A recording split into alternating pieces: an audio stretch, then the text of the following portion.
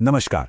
आज के इस खास विश्लेषण में हम प्राचीन दर्शन से जुड़े कुछ ऐसे गहरे और शानदार विचारों पर बात करने वाले हैं जो आज के समय की इस लगातार बनी रहने वाली थकान और निराशा को दूर करने में हमारी बहुत मदद कर सकते हैं।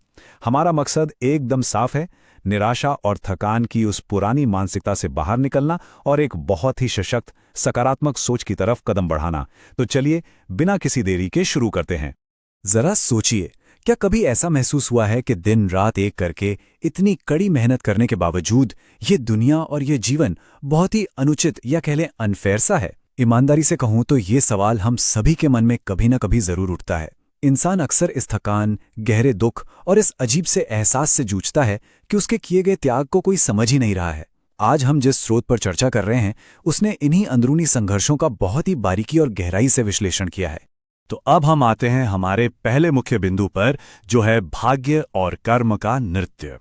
इसे एक बहुत ही दिलचस्प तरीके से समझते हैं। मान लीजिए एक कलाकार है जिसे किसी बहुत बड़े मंच पर अपनी कला दिखाने का एक शानदार मौका मिल जाता है। अब ये तो साफ तौर पर उसका भाग्य है ना? लेकिन अगर वो सिर्फ मौका मिल जाने के घमंड में डूब जाए और अपना रोज का अभ्यास ही छोड़ दे तो क्या होगा? वो बहुत ही जल्दी गुमनाम हो जाएगा। इसके बिल्कुल उलट, जो कलाकार लगातार बिना थके मेहनत करता रहता है वही उस सुनहरे मौके को सही मायने में संभाल पाता है और अपनी कला के दम पर असली ऊंचाइयों को छूता है। अब इसी बात को कुम्हार के इस कमाल के उदाहरण से देखते हैं। एक कुम्हार को बर्तन बनाने के लिए एकदम बेहतरीन मिट्टी और पकाने के लिए सही आग मिल गई। चलिए मान लेते हैं कि यह उसका भाग्य था। लेकिन असली बात तो यह है कि अगर वो उन कच्चे बर्तनों को कड़ी धूप से बचाकर छांव में प्यार से नहीं सुखाता तो वो सारे बर्तन चटक कर खराब हो जाते। कहने का मतलब यह है कि किस्मत से बेहतरीन कच्चा माल मिल जाने के बावजूद अगर सही देखभाल और लगातार प्रयास ना किया जाए तो अंत में सब कुछ बर्बाद ही हो जाता है। इस स्रोत में एक बात बहुत ही खूबसूरती से समझाई गई है। देखिए, केवल आसमान में उड़ने की गहरी चाहत रखने भर से कोई पक्षी ऊंचाइयों को नहीं छू लेता। उसे असल में अपने पंखों को पूरी ताकत से फड़फड़ाना ही पड़ता है। बिल्कुल उसी तरह अगर कोई मूर्तिकार सिर्फ ईश्वर पर अंधा विश्वास रखे लेकिन कभी अपनी छेनी और हथौड़ी को छुए तक नहीं, तो वो पत्थर हमेशा एक अनगढ़ साधारण टुकड़ा ही रह जाएगा। विश्वास होना बहुत अच्छी बात है, लेकिन उसके साथ साथ लगातार कर्म की चोट भी उतनी ही जरूरी है। तभी जाकर एक उत्कृष्ट कलाकृति बन पाती है।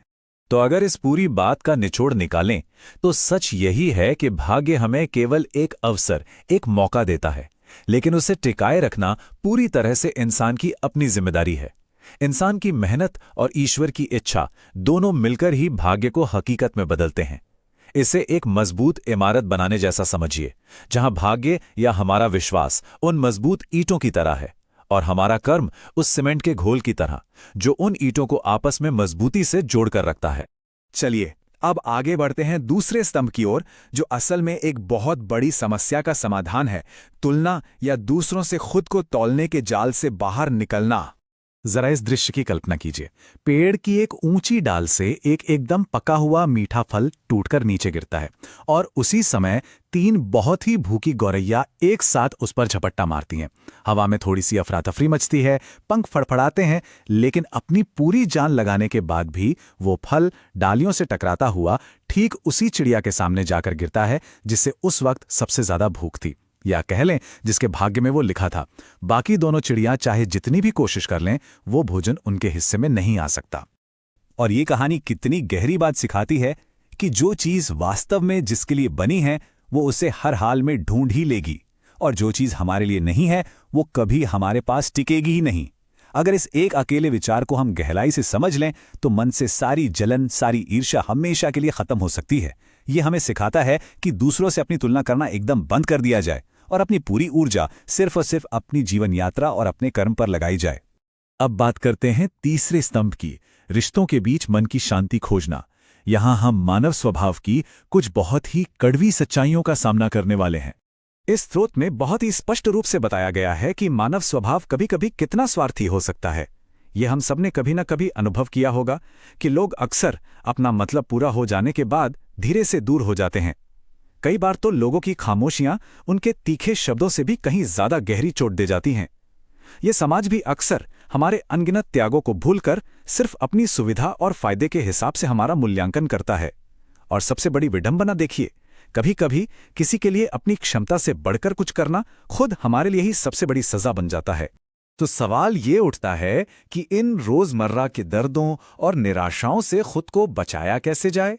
जहाज का ये उदाहरण इसका सबसे सटीक जवाब देता है। एक विशाल जहाज को देखिए, वो अथाह समुद्र की तूफानी लहरों के बीच भी कितनी शान से तैरता है।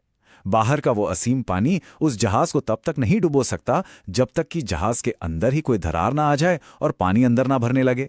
बिल्कुल इसी तरह दुनिया के दुख, लोगों के ताने और कड़वी बातें किसी भी इंसान को तब तक नहीं तोड़ सकती जब तक वो खुद उन्हें अपने मन के भीतर प्रवेश करने की और अपनी शांति को भंग करने की इजाजत ना दे। इसे एक और बहुत ही सुंदर नजरिए से देखते हैं। आसमान से तो एक ही तरह की बारिश पूरी जमीन पर बिना किसी भेदभाव के बरसती है ना? लेकिन जरा गौर कीजिए, उसी एक पानी को पीकर नीम के पेड़ में कड़वाहट आ जाती है, गन्ने में मिठास भर जाती है और बबूल के पेड़ में नुकीले कांटे निकल आते हैं। अब इसमें पानी का तो कोई दोष नहीं है, ये तो पूरी तरह से उन बीजों की अपनी अपनी आंतरिक प्रकृति है। बिल्कुल वैसे ही बाहरी परिस्थितियां या लोगों का व्यवहार केवल ये बाहर लेकर आते हैं कि किसी व्यक्ति का अपना मूल चरित्र कैसा है। इसलिए ये रुक कर सोचने का समय है। सच्ची शांति कभी भी बाहर के दिखावटी लिश्तों या बाहरी दुनिया से नहीं आती, ये पूरी तरह से हमारे अपने भीतर से जन्म लेती है। अब समय आ गया है कि हम अतीत की पुरानी गलतफहमियों और दुखों का वो भारी भरकम बोझ उठाना बंद कर दें। जो चीजें बाहर से बहुत चमकती हुई दिखाई देती हैं, वो अक्सर धोखा होती हैं। असली शांति हमारे अंदर ही मौजूद है, बस हमें उस तक पहुंचना है। और इसी के साथ हम पहुंचते हैं इस विश्लेषण के चौथे और बहुत ही अहम स्तंभ पर, धैर्य की परम शक्ति। आइए देखते हैं कि चीजों में जल्दबाजी करना कैसे सब कुछ बिगाड़ सकता है। तैरना सीखते हुए एक छोटे बच्चे के बारे में सोचिए। अगर हम उसे बिना कुछ सिखाए सीधे गहरे पानी में धकेल दें तो क्या होगा? वो बुरी तरह डर जाएगा, डूबने लगेगा और शायद जीवन भर के लिए पानी से खौफ खाने लगेगा। लेकिन अगर वही बच्चा पहले उथले पानी में धीरे धीरे अभ्यास करे, अपनी क्षमता को बढ़ाए, तो वही गहरा पानी आगे चलकर उसके लिए आनंद और खेल का एक स्थायी जरिया बन जाता है। जीवन में भी बिल्कुल यही होता है। बिना सही तैयारी के समय से पहले अगर चीजें मिल जाएं, तो वो अक्सर फायदे की जगह भारी नुकसान ही पहुंचाती हैं। असल में सफलता भी एक बहुत ही मजबूत घर बनाने जैसी प्रक्रिया है। जब किसी मकान की नींव खोदी जा रही होती है तो कई महीनों तक वहां सिर्फ धूल, बड़े बड़े पत्थर, कीचड़ और अस्त व्यस्त गड्ढे ही दिखाई देते हैं, जो आस पड़ोस के लोगों के लिए भी एक बड़ा सिरदर्द बन जाते हैं। लेकिन इस उबाऊ और मुश्किल दौर को पूरे धैर्य के साथ पार करने के बाद ही एक बेहद खूबसूरत और सुरक्षित घर बनकर तैयार होता है। हमारे जीवन का संघर्ष भी बिल्कुल इसी नींव की तरह है। शुरुआत में अस्त व्यस्त, लेकिन कुम्हार के चाक का वह उदाहरण यहां एक बार फिर बहुत सटीक बैठता है।